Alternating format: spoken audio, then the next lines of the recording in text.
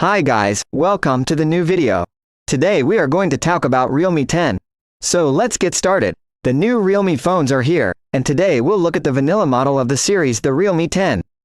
This is a mid-ranger that promises to bring a lot of value for your money. The Realme 10 brings same specifications and features to the past model. But with some major changes now, there's another new more powerful Helio G99 chipset.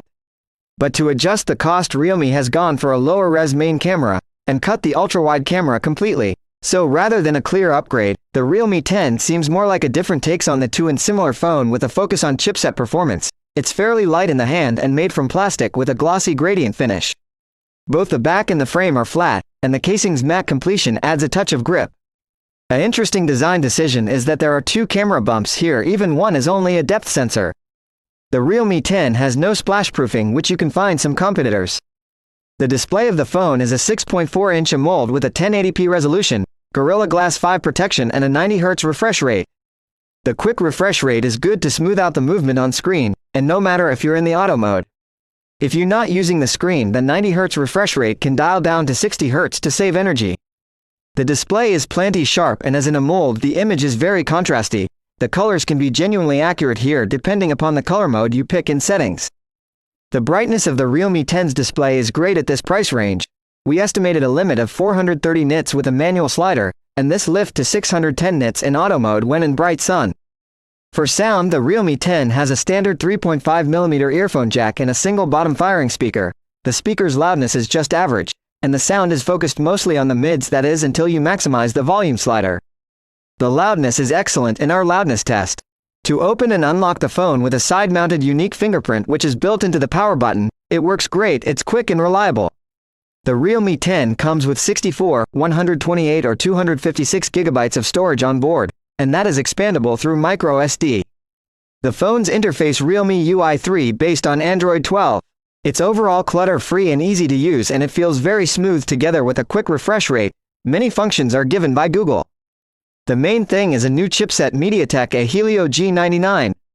The Realme 10 performs better than the past model when it comes to CPU tasks, but the GPU is its strength in graphics tests. The Realme 10 is among the best scoring phones in this price range. That is perfect for gaming on a budget as well as a fluid UI experience, and on top of that the phone a star prolonged stress tests. There was no thermal throttling here.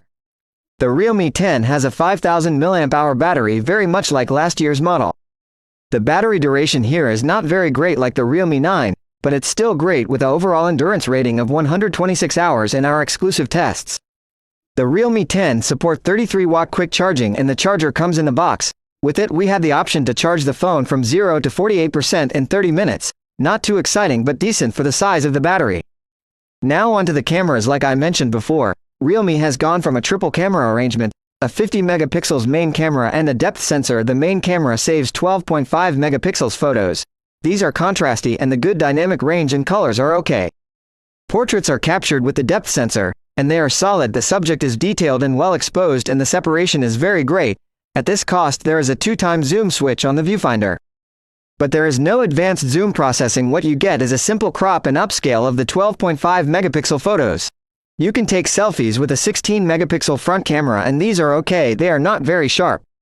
However, there's low noise and exact colors, great dynamic range, and the detail level is okay for this class. Video recording is limited to 1080p resolution at 30 fps. The quality is great with enough detail, balanced sharpness, accurate colors and strong dynamic range. There is no electronic stabilization here. So that is the Realme 10. We are happy that Realme has improved the chipset this time around. Together with the 90Hz AMOLED, the user experience here feels pretty smooth in overall, and there's great battery duration too.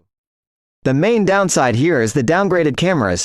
The camera quality here is not perfect, and it's not like last year's cameras, but essentially they were a lot more versatile. Still, the Realme 10 offers a lot of value for your money.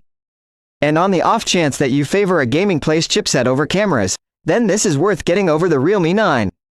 If you liked the video, give the big thumbs up and make sure to subscribe. Thanks for watching guys, and see you on the next time.